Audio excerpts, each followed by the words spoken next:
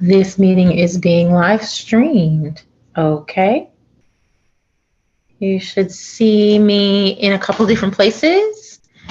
Hey guys, it's me, Nicole, and I'm coming to you live this Saturday morning.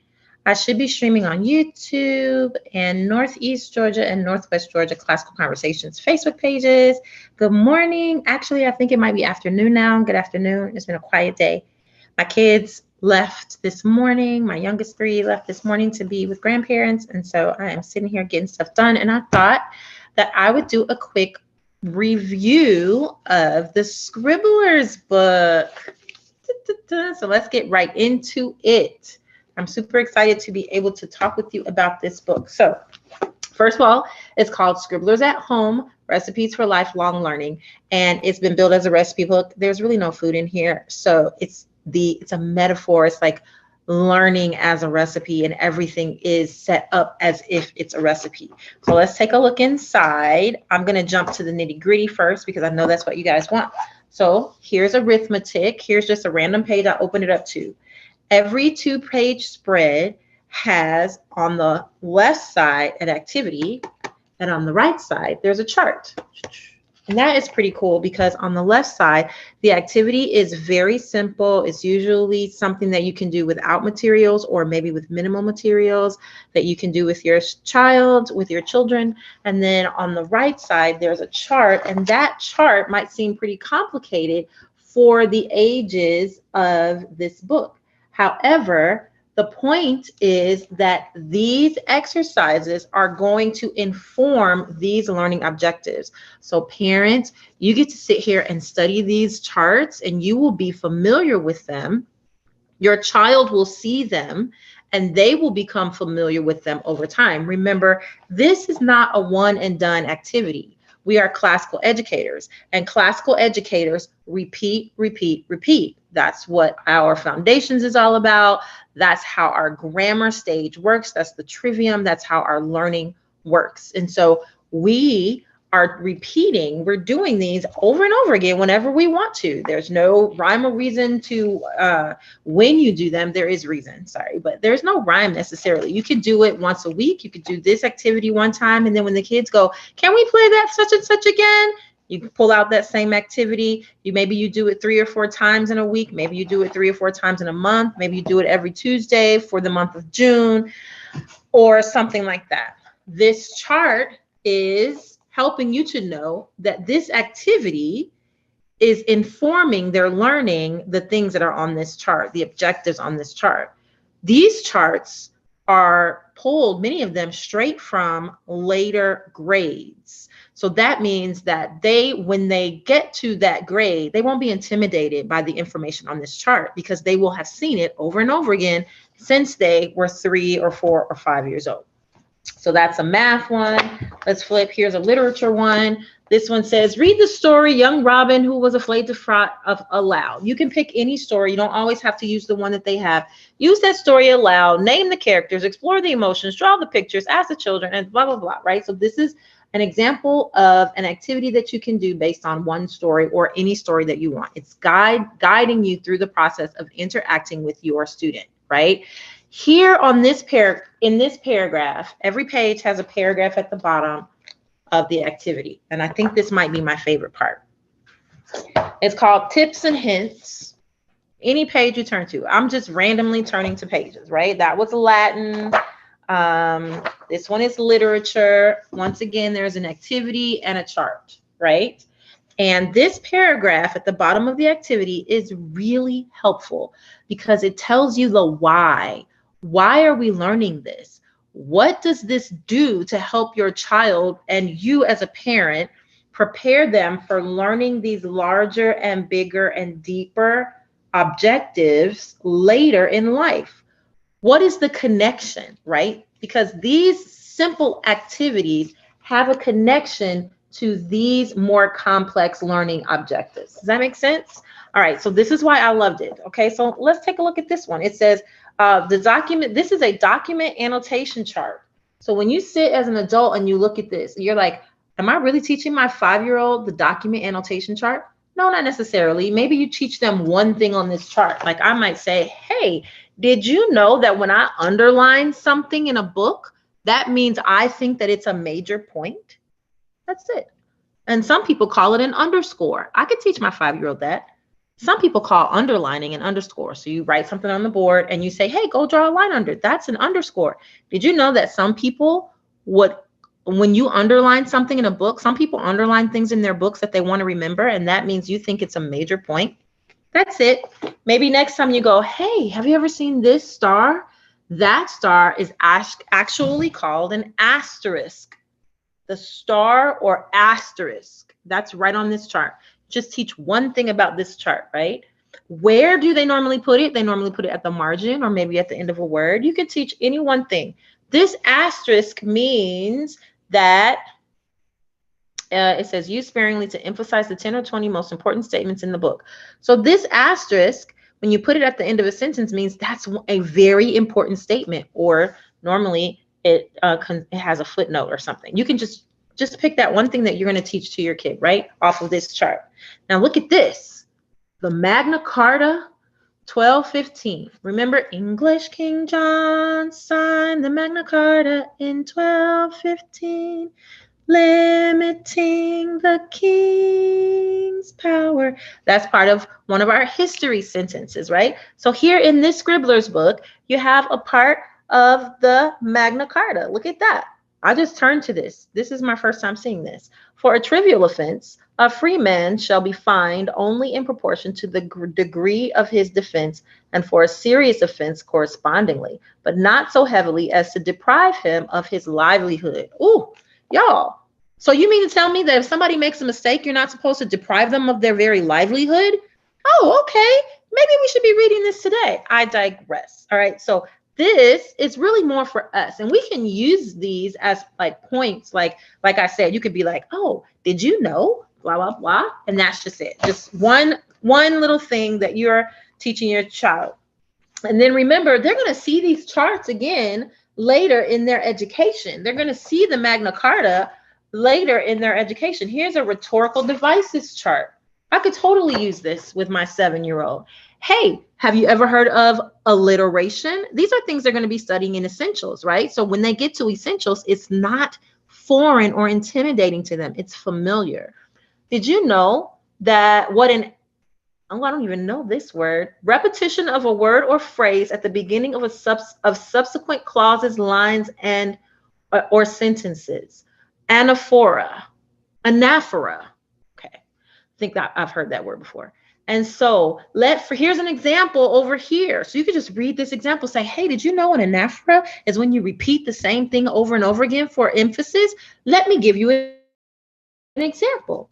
And so let freedom ring from the prodigious hilltops of New Hampshire. Look at this, I'm talking about Martin. Let freedom ring from the mighty mountaintops of New York. Let freedom ring from the heightened Alleghenies of Pennsylvania. Let freedom ring from the snow-capped Rockies of Colorado. Let freedom ring from the curvaceous slopes of California. Let freedom ring from the Stone Mountain of Georgia. Let freedom ring from Lookout Mountain of Tennessee. Let freedom ring from every hill and molehill of Mississippi. From every mountainside, let freedom ring. And then you can even say, do you guys know where Stone Mountain, Georgia is? That's right here. We can get to Stone Mountain in 25 minutes. Or maybe if you live further away, maybe in 45 minutes, an hour and a half, whatever. So then that could turn into a geography lesson. And listen, you guys, I didn't preview all of this. I'm turning to these things randomly because I want you to see how easily you can use this book, right? So those are the charts. The activities are things you can do, specific activities that you can do with your child. So for this one, this says, oh, look. It says, explain alliteration to your children. But Nicole, I don't even know what alliteration is. What are you talking about? What is alliteration? Alliteration is the repetition of initial consonant sounds in close proximity. There was a sylvan attitude of somnolent sleepiness pervading the section of the external outward surface of Alabama that lay exposed to my view. Okay, so this is from O. Henry, The Ransom of Red Chief. That's going to give you the word, the definition, and an example, so then you can understand it, and now you can find a way to explain it to your child. Like, come on, right? This is amazing. Okay, let's do one more. Latin. I just turned to Latin. My daughter is all into Percy Jackson. I do not recommend it, y'all. It's a really fun book in the beginning, but it gets into some ideologies that you may or may not may or may not agree with. So my daughter was looking at this, my youngest daughter was looking at this, and she's like, Mom, I know all these things. She even corrected it. She said, Mom, that's not right. The Muses is not the 12th one. And she told me what the 12th one was. And she's like, this isn't right. We should go look it up. So we ended up looking it up. And as I was talking to her about this, it just so happens that I just turned to this one. My daughter and I, my other daughter, who just graduated out of Challenge 4, she asked me, what's the difference between studying like mythology and studying like falsity, like false gods, and studying Greek mythology.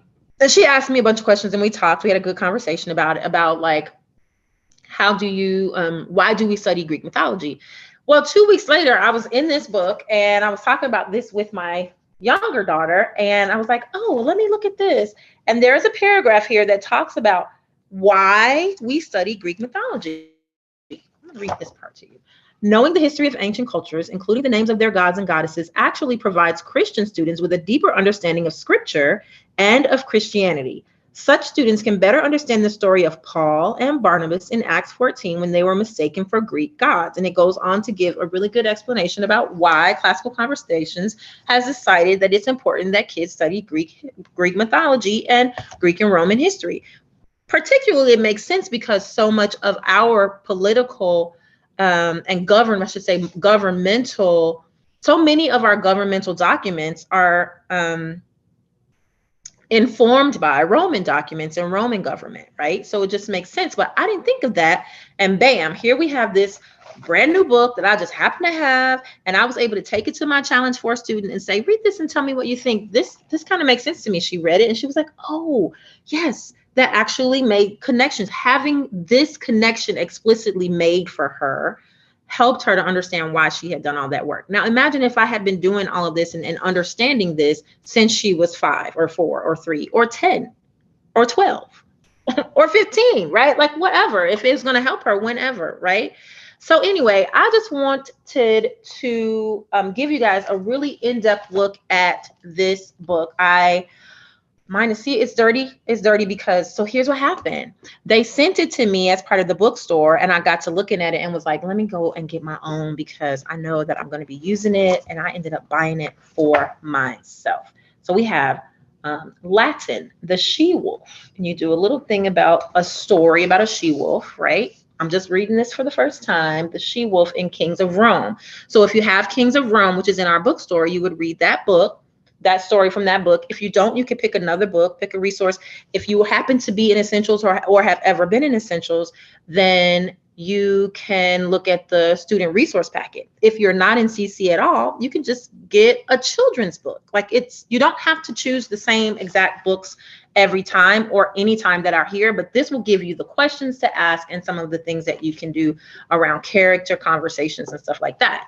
And if you're not clear about some of the questions you need to ask, bam, once again, here's a chart, the perfect system chart. And it's all about Latin conjugation, Latin, are these verbs? Yes, this is conjugations and not declensions. So if you're familiar with that, that'll help you. If you're not familiar with it, put this in front of you. Just start looking at it so that when you get to that stage, it's not intimidating. You're like, okay, this looks familiar. Your 10-year-old has been seeing it for 5 years. And they're like, oh, I've been seeing this for 5 years and never understood it. Now I'm in a place where I can uncover it, take it apart, actually look into it, and I'll understand it because it's been in my face all this time. This is my in-depth review of Scribblers at Home. I definitely give it 5 out of 5 stars. There are some really great articles in here around why, how they formatted it, why they put it in recipe form, who's hungry. Let's see, what else can I say about this before I go? Okay, so the questions that I'm getting are like, is this like a foundations guide? The answer is no, it is not. Oh, look at that. I need to sit here and it's not like a foundations guide in the sense that it is not a week by week assignment. This is not like everybody's doing this week, everybody's doing this week. It's not like that. There are all of this, it does have, and this is how it's similar to foundations, it does have the same strands or the same subjects, right? So we have arithmetic, Latin, science, history, There's even a Bible one. There's literature and phonics. And then we even have a poetry one in the middle, which is just a bunch of poems that you can sit and read to your kid and then laugh about it, giggle about it, talk about it, notice the rhyming, name things, attend to things, memorize some things. That's just resource that's there. And then you can just pick it up and you can go through this if you want in the beginning and create your own scope and sequence, right? So this scope and sequence, this book doesn't have an actual scope and sequence like what you would find in our foundations guide, but it does have all, you know, everything spelled out where you could decide, okay, I think I want to do, let's say I want to do phonics. I want to do phonics twice a week. So we're going to do this sounds like activity 4 times on Tuesday and Thursday, you know, Tuesday, Thursday, 2 weeks, 4 times. Then we're going to move on to the alpha mix ups. And then your kid might be like, can we go back to the sounds like one? I like that one. So then you just get a different resource. We'll get a different poem and you go back and you do that over and over again. Remember classical learning, right? You repeat it, especially when they're in the pole parrot stage, you repeat it and repeat it and repeat it. And then you can do a new one. You can say, okay, we're going to do phonics just for 2 months. Then you can move on to literature. Okay, we're going to do Who's a Hero and Links in a Chain. Then we're going to do that. We actually might do phonics on Tuesday, literature on Wednesday, arithmetic on Thursday, Latin on Friday. You can double up. You can do this however you want. You can use this book however you want, okay? Here's a grammar of phonics, the beginning of the phonics section. So then you as a parent, you're not going in there like, I don't know what to do. You can sit down, go in the bathroom sometimes, because you know sometimes it's hard to get away from people, right? And the bathroom is where you get your work done. I'm telling you, that's the secret sauce. Anyway, go and take this book and sit down and read through this phonics section. This is going to introduce you, help you be equipped as a parent, and then you can go and do some simple activities with them and know that those simple activities are tying you to a further down the line objective of learning. Okay, I hope that this review has helped you. Look, there's even a protocol chart in here for when they get to challenge, when they do protocol. This history activity, right? They have a history activity around proper etiquette, and that history activity is going to inform their understanding when they get to protocol and learning about how to set up a table, right? There's a mock trial one in here. There's a current events chart so that they can actually dissect what they're seeing in current events. What else? Look at this United States history chart of the the presidents, and you have this activity that talks about writing out the memory sentence that you've chosen on an index card. And it says, as you head out the door, bring it along. While you're waiting in traffic, have everyone practice, repeat it several times. So these are just simple activities that homeschool moms have been doing forever. They wrote it down so that those of us who can't always come up with our own ideas will have something to to be a catalyst for us. And then bam, you have a chart right next to it. Okay. And this chart is all the way up to our current president, Joseph Biden. There you go. Okay. Who rules, right? You have another activity, and then you have a chart about who's in charge of what in different forms of government.